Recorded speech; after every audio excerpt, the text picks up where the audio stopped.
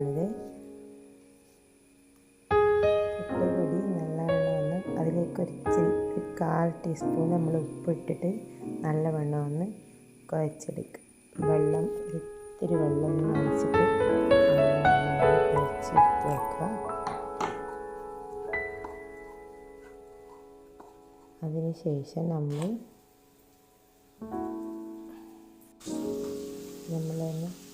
കുട്ടികളെ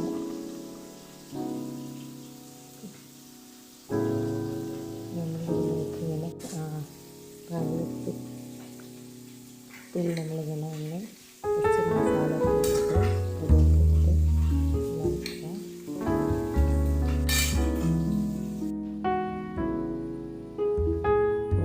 സ്വാദിഷ്ടമായ നല്ല സിമ്പിൾ റെസിപ്പി ആയിട്ട് നല്ലൊരു മസാലപ്പൊടി ഇവിടെ തയ്യാറായിരിക്കുന്നു.